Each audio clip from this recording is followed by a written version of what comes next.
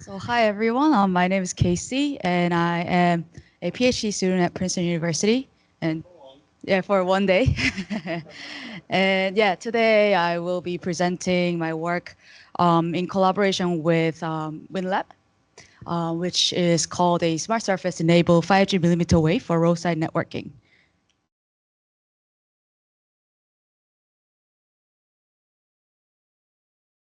So 3GPP has proposed a lot of various new protocols to handle the 5G mobility management.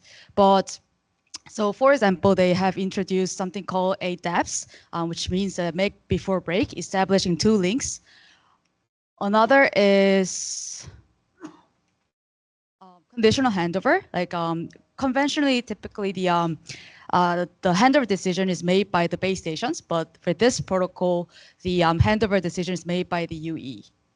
And there's another one called SideLink, which enhances the handover performance. But none of this really works with millimeter wave because the core problem of millimeter wave is from the fact that the aligning millimeter wave beam takes a long time because the beam is typically very narrow. So it has to be precisely aligned between the transmitter and the receiver. And when the UE is vehicle, for example, it's in a rapid mobility that it cannot really support the mobility. And also, another is there is a significant signal fluctuation because millimeter wave is using a high frequency that is hard to diffract around obstacles. And the range of the millimeter wave base station is very narrow, so the handover frequently happens compared to the LTE.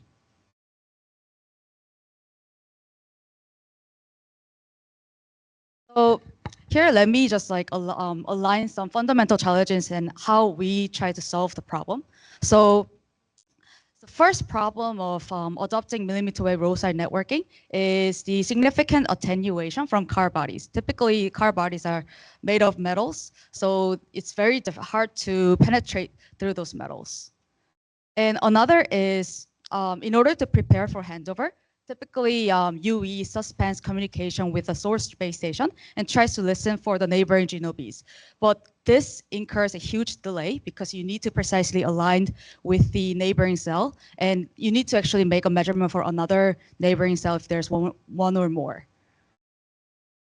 And lastly, at the moment of handover, typically the signal is weak.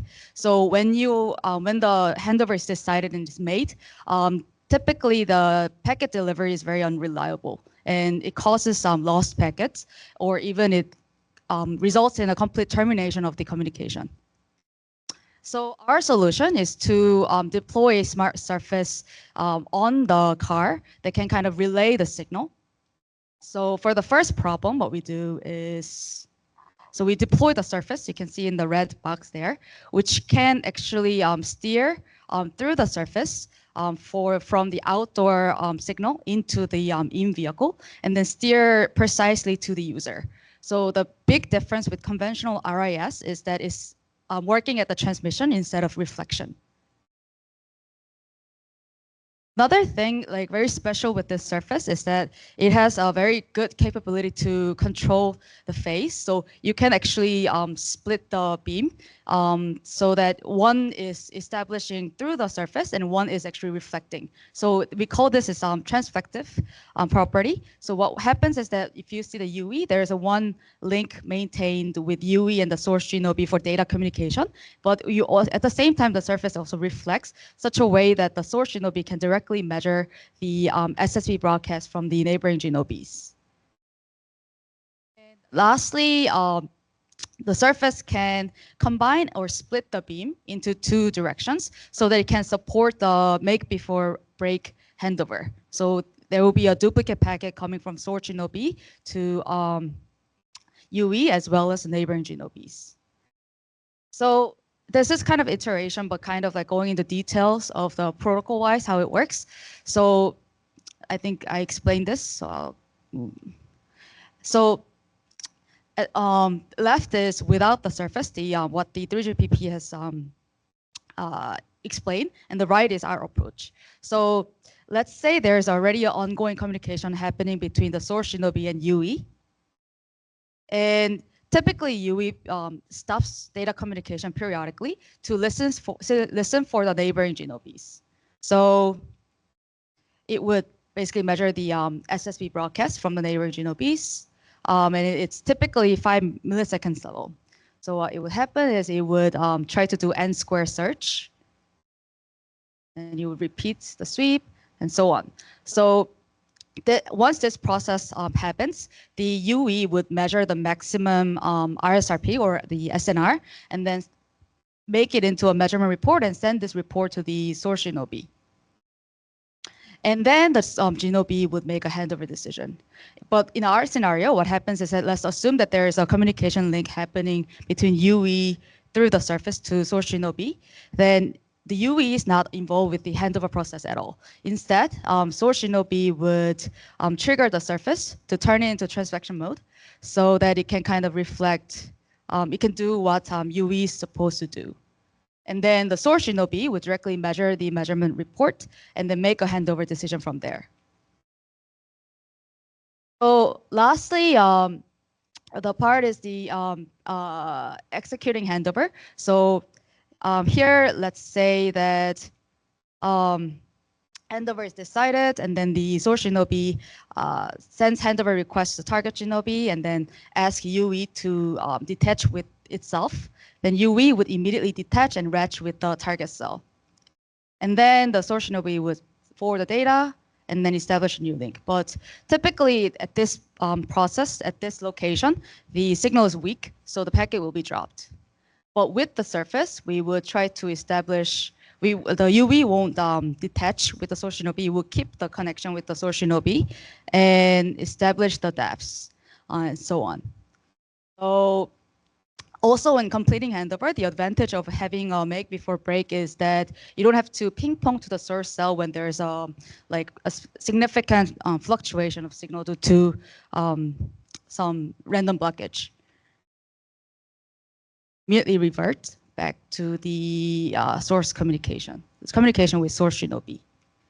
So what really allows this system to happen is our surface. So our surface has 6 capabilities. So it can kind of steer through the surface in any 70 to negative 70 direction. That's what we have tested. And that's what I have demoed. And also, as I said, it can do concurrent transmission and reflection. And yes, we need to kind of sacrifice the gain when we kind of split the beam into 2. But this is actually much more flexible than conventional antenna. And, again, there's a beam combining and beam splitting property that can happen. And what's actually special is that there's some angular reciprocity property within the surface where splitting and combining, when the angle is the same, you don't have to reconfigure. Automatically, they're establishing the angular property when we switch the transmitter and receiver role. So let me go into a bit more detail of how the surface works. So let's assume that there's a window in the car and that the other gray is a car body. And there is a wave coming from the outside. And the surface is connected to the control unit, which supplies voltage. And if we zoom in, it consists of multiple rips. So if you think of RIS, typically they are 2D planar structure, but this is special in such a way that it is 3D format. So with each rip, there is a front side unit cell and there's a back side unit cell, and they are structured differently. So the front side is what we call a magnetic meta-atom, which is responsible for magnetic response, and the back side is a bit different structure that is responsible for electric response. And the bottom is the unit cell behavior when we apply different voltage to the front side and back side. So here, y-axis is the voltage applied to the magnetic side, and the z-axis is voltage applied to the electric side on the back. And the magnitude here, the definition is basically what is the S2 magnitude compared to the incoming wave, and the phase is how much it has shifted when it passes through the surface. So let's say that we apply 0 volt on both front side and back side. then we can map that point onto that location. And you can see that here the magnitude, which is also called efficiency, is pretty high, it's nearing 1, with a phase shift of about 0. And let's say for adjacent rib, we apply different voltage, let's say 4 volts. Then we get about like 0.6 efficiency to negative phi change. So what we do is we leverage the area on the diagonal area so that we can have arbitral phase shift with high efficiency. And this is how we kind of construct the array factor required for all these complex transflective properties. So I think I would skip over the explanation of unit cell response because it's a bit too long. So basically here I'm explaining how I construct that heat map I have showed before, but I'll skip it through. So right now I have explained transmission, but the reflection is the opposite. So for transmission, we use the area in the diagonal side to apply a voltage that is required for transmissive steering. But for reflection, we use the other side seen in the arrows to get the reflection property. And the system biasing design, which I also kind of go quick. So typically at millimeter wave, the frequency is really high. So the unit cell has to be really small. So it's actually vulnerable to some coupling. So designing biasing line was very difficult. So these were some failed attempts that we have tried. And then we came up with something that is easy to fabricate, minimize use of components, and avoid large copper. So this was our structure of unit cell, which you can kind of see if you go there and like close up look at it. And we have prototyped this for quite a long time, about 2-3 years. So this was earlier prototypes, and the COVID hit, so there was component shortage, which delayed it even more. And we got the final prototype in 2022. This is some visualization of the single rib and the final prototype. So you can see the front side is magnetic metal atom and the back side is looking a bit different from the front side, which is known as electric metal atom. And we have done some near field hardware testing. This is some video, but I think I'll just skip it. And later, after we built this, we actually tried to deploy this with Cosmos testbed. So in a driving scenario, so we use the stationary PAM as the Geno B and one of the mobile PAM as Geno B and the another mobile PAM as UE inside a car, and we mounted the surface on the car, which is like parked like on the first row of the parking lot. And this is the in-vehicle setup. So the surface is mounted, and there's a controller behind it with 2 UEs. And there was a Wi-Fi bridge outside of the car because in order to control the surface, it had to be connected to the WinLab network. So yeah, the bridge. And this is some framework of testbed. So there's a control network, which is SB1, and there are Geno Bs, and mobile UEs, and then we integrate our surface, which is called Wall Street. And the control side of the Wall Street uses Raspberry Pi, which is actually connected to the control network. And we were sending, so in order to do this make before break, we had to use 2 different frequencies. So we have actually transmitted one at 25.99 and another at 26 gigahertz. I guess, and then receive both signals. So, and also we, in order to get the some results, we extracted RSRP from the preamble and sequence number from the header and packet array from the CRC. But what we really wanted to evaluate was the TCP performance. So what we did was for those, we actually made it into trace driven and fit it into the NS3 simulator to get a TCP throughput and latency. And here, this is some of the Geno B side testbed setup. So you can see there's a Geno B 1 and 2, and we had another mobile node on there. And then I was driving the first row of the parking lot. And when I park in the car, like this is some coverage with the surface and without surface. So you can see without the surface, you can see like a black dot circles. That means there's no coverage at all because of the trunk doesn't have a window. But with the surface, we were able to provide enough coverage on the trunk. And when we, this was a location of the UE1. And this was some heat map as I drive without surface and with the surface. And you can see how the coverage is actually much better with the surface. And this was even more dramatic when I placed the UE to the trunk, because most of the trunk location didn't have any coverage without the surface. But with the surface, we were able to get decent coverage compared to the one before. So yeah, and this is I think the color somehow is missing, but this is some TCP throughput that we obtained with the NS3 trace-driven simulator.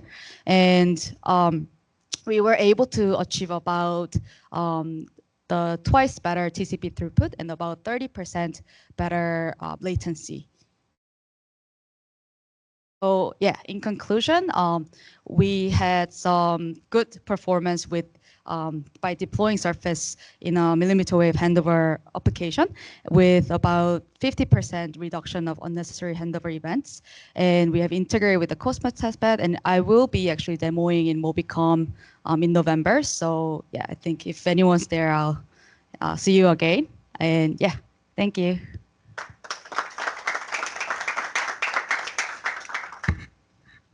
Any questions?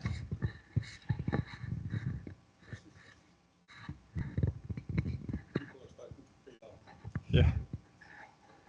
When can I get one for my car? Thanks. Yeah, it seems like really cumbersome work to get the elements set up and so on. I'm wondering a bit about the, sorry for the question, economic case for this, because this seems rather complex. Yeah, and the whole setup and so on. And you could just put the receiver in the window. Receiver in the window?